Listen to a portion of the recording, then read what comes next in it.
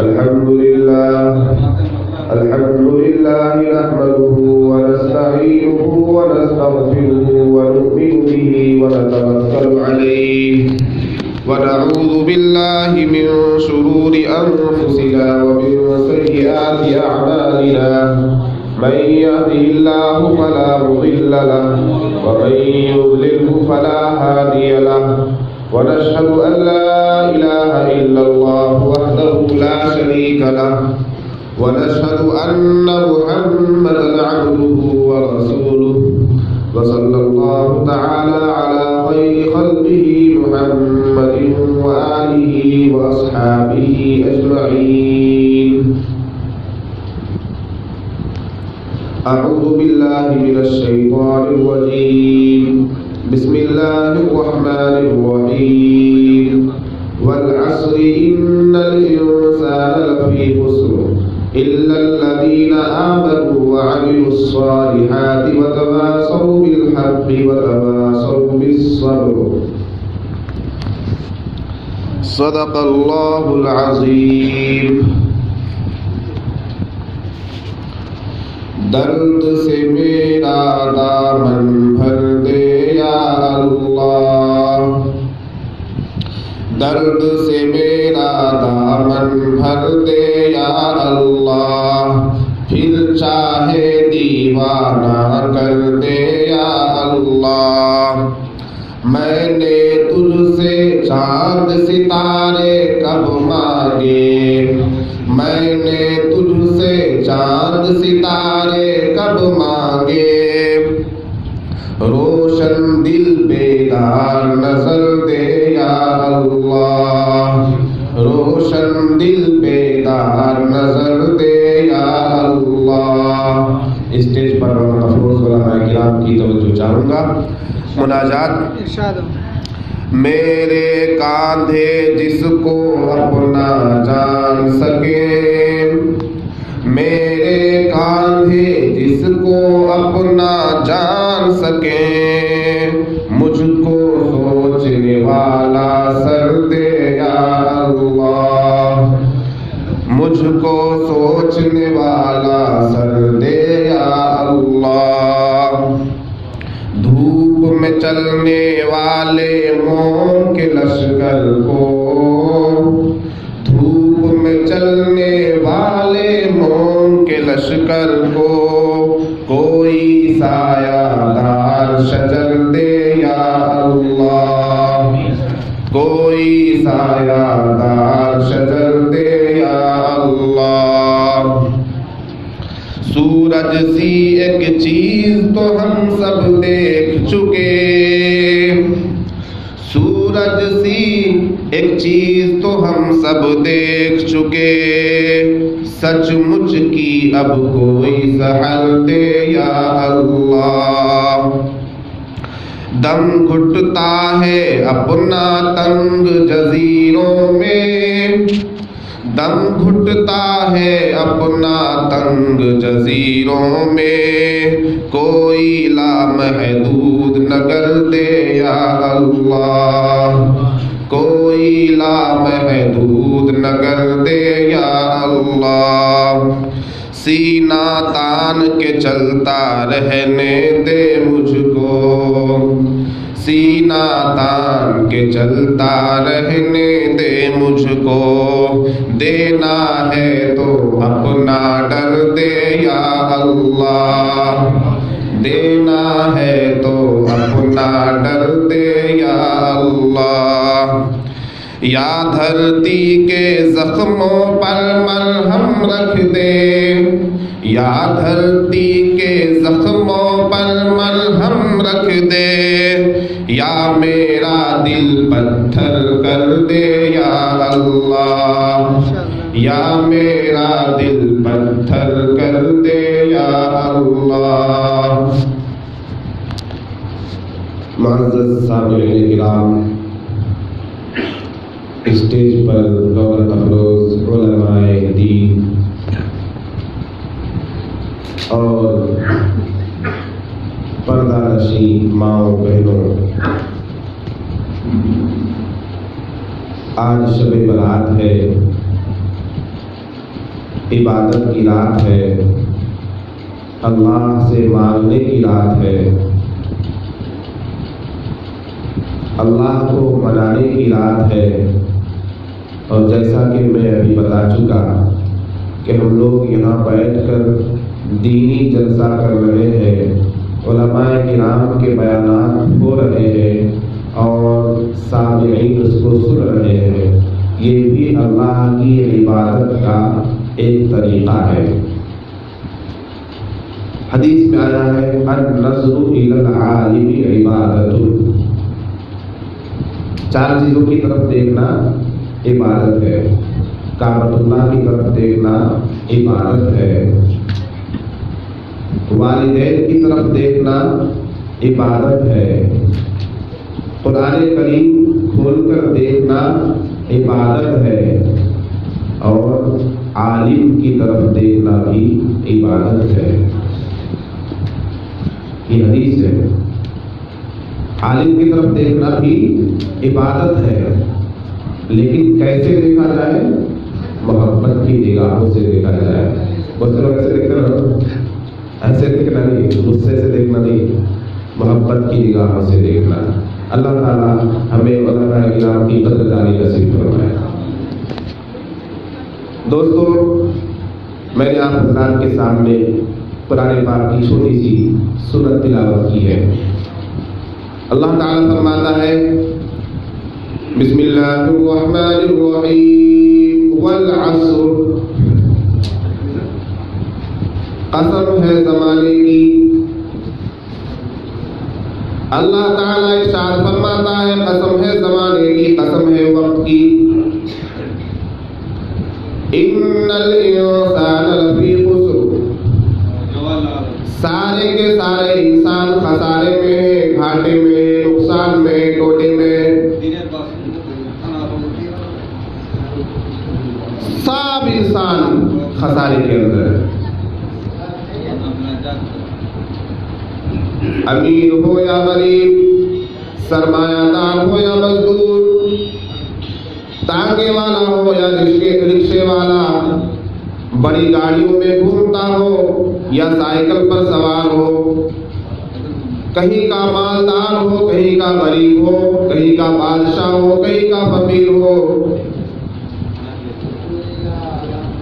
دنیا کے تاج و تخت کا مالک ہو، بڑی دولت و سلطنت پر قابض ہو، تمام انسان ٹوٹے اور خسارے میں ہے۔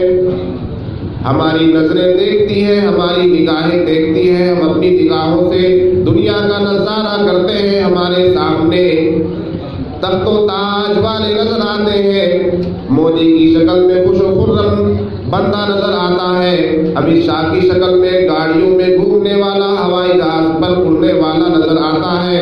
ہم سمجھتے ہیں کہ یہ بہت نفع میں ہے، ہم سمجھتے ہیں کہ اس کی زندگی عیش و عشرت کے ساتھ گزر رہی ہے، ہم سمجھتے ہیں کہ یہ مالدار لوگ کتنے اچھے ہیں، ان کی قسمت کتنی اچھی ہے، یہ کتنے خوش نصیب ہیں، یہ تخت و تاج کے مالک ہیں، یہ گاڑیوں پر گھومتے ہیں، انہیں کسی چیز کی فکر نہیں، انہیں کمانے کی فکر نہیں، انہیں کھیتی کی فکر نہیں، یہ اپنی زندگی میں خوش ہے، مست ہے، بیوی بچوں کے ساتھ رہتے ہیں۔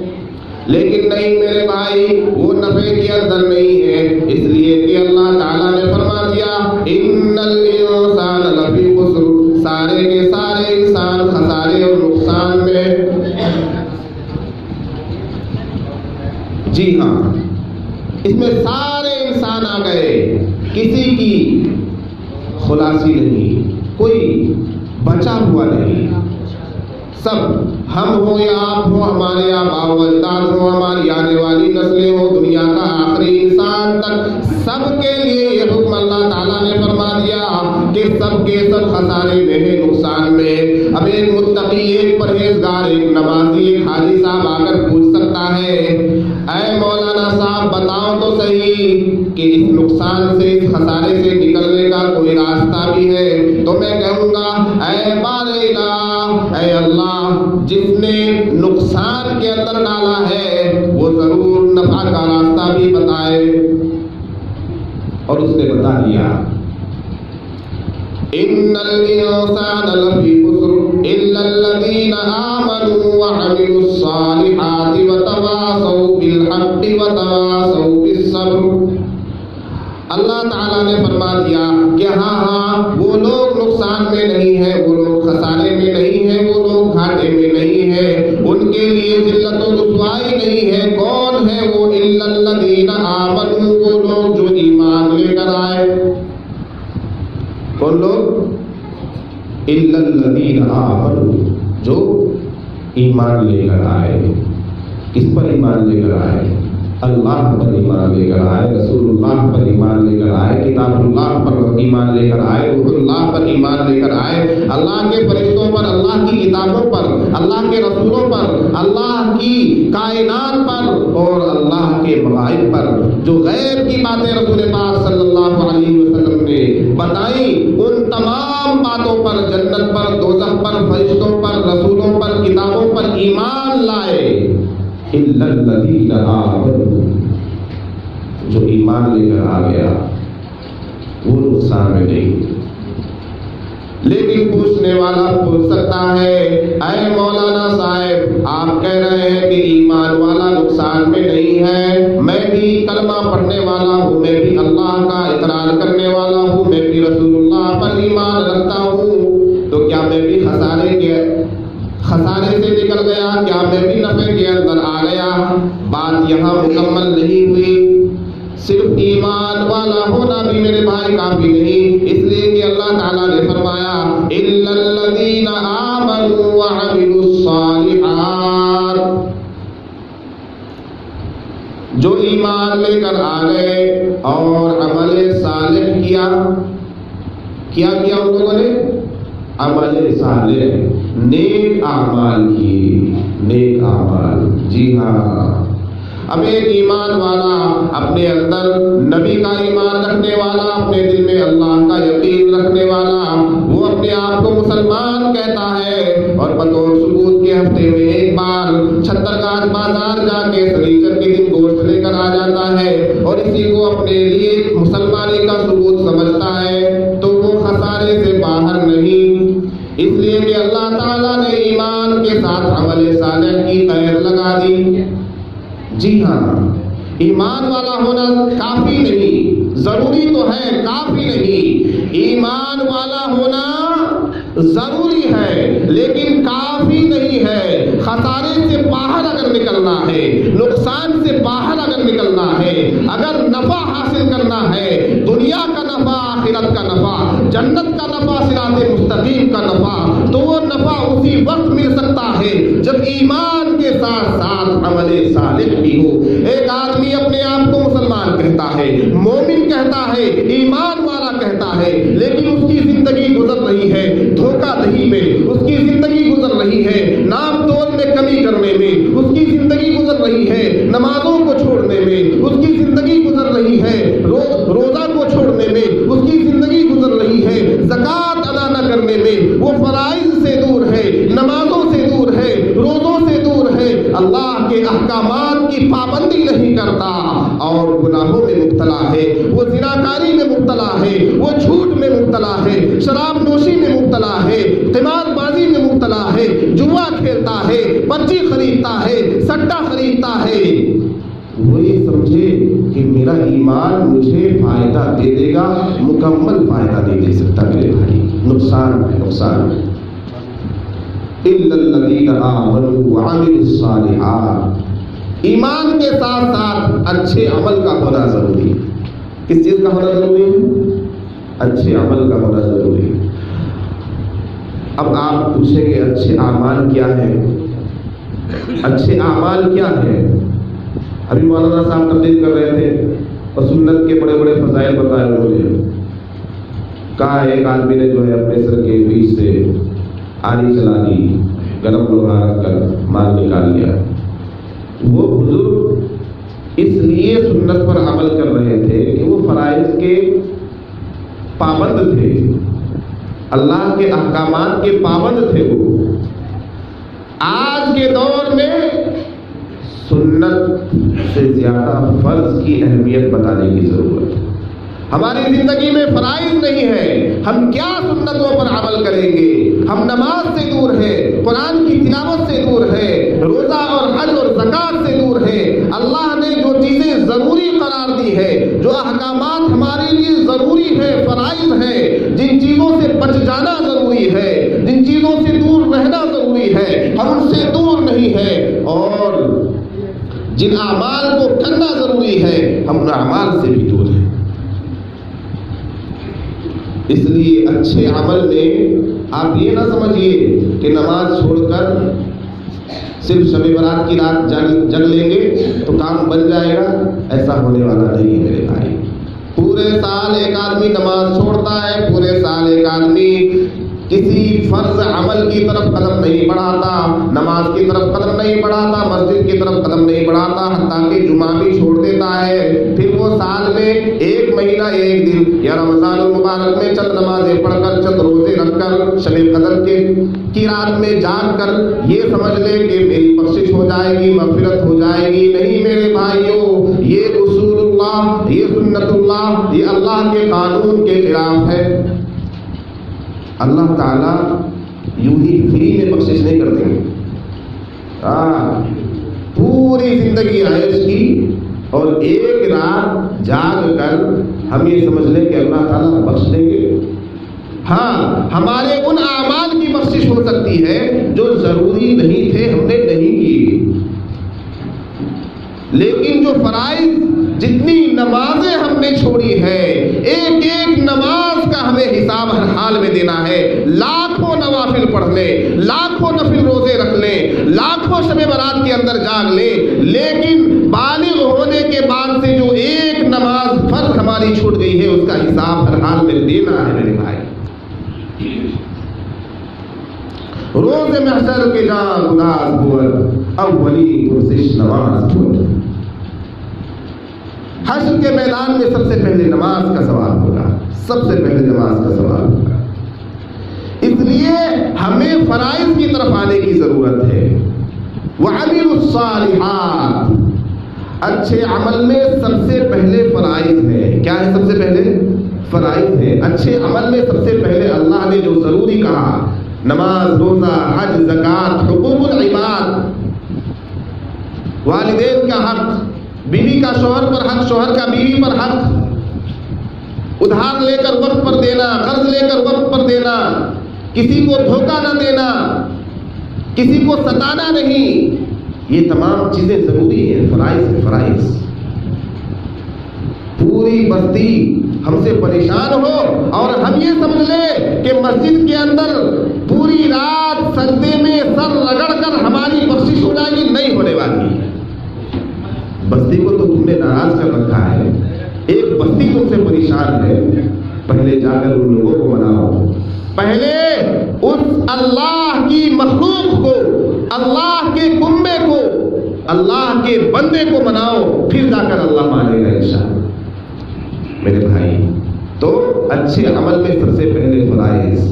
اس لیے میں آپ سے درخواست کروں گا کہ نماز کی طرف آئیے۔ دن میں صرف 5 وقت کی ہے، رمضان کے پورے روزے رکھیے۔ یہ جو شعبان ہے، شعبان کی جو اہمیت ہے، شعبان کی جو فضیلت ہے، یہ رمضان المبارک کی وجہ سے ہے، رمضان المبارک کی تیاری کے لیے ہے، رمضان المبارک کے استقبال کے لیے ہے۔ اگر شعبان کے بعد رمضان نہیں آتا تو شعبان کا مہینہ قابل قدر نہیں ہوتا۔ شعبان کو قبولیت اس لیے ملی، شعبان کو افضلیت اس لیے ملی کہ اس کے بعد آنے والا مہینہ اللہ کا مہینہ ہے، رمضان المبارک کا مہینہ ہے، جس کا ایک ایک لمحہ، جس کی ایک ایک گھڑی قدر و منزلت سے بھرپور ہے، جس کی ایک ایک گھڑی اللہ کی رحمتوں کا برسات لیے ہوئے ہے۔ اس لیے ہمیں چاہیے کہ ہم رمضان کی قدردانی ابھی سے شروع کر دیں، ابھی سے نماز کی پابندی شروع کر دیں، ابھی سے ہم جھوٹ بولنا بند کر دیں، ابھی سے ہم گالی دینا بند کر دیں، ابھی سے ہم جھگڑا لڑائی بند کر دیں، ابھی سے لوگوں کو ستانا بند کر دیں، تو انشاءاللہ ہمارا رمضان بھی صحیح گزرے گا، اور رمضان کے بعد کی زندگی کو بھی اسی طرح سے بنائے رکھنے کی کوشش کرنی ہے جس طرح سے ہم رمضان گزارنے کی کوشش کرتے ہیں۔ وَعَمِلُوا الصَّالِحَاتِ وَتَوَاصَوْا بِالْحَقِّ وَتَوَاصَوْا بِالصَّبْرِ۔ اور 2 جز اور ہے خسارے سے نکلنے کے، اور وہ کیا ہے؟ وتواصوا بالحق وتواصوا بالصبر، حق کی تلقین کرتے رہنا اور صبر کی تاکید کرتے رہنا۔ حق اور صبر کی تلقین اور تاکید کیا ہے، اس کی تفسیر بتانے کا وقت نہیں ہے۔ مختصراً یہ کہ ابھی جو کچھ کہا جا رہا ہے، سنا جا رہا ہے، یہ بھی وتواصوا بالحق وتواصوا بالصبر کی قبیل سے ہے۔ وآخر دعوانا الحمد للہ رب العالمین۔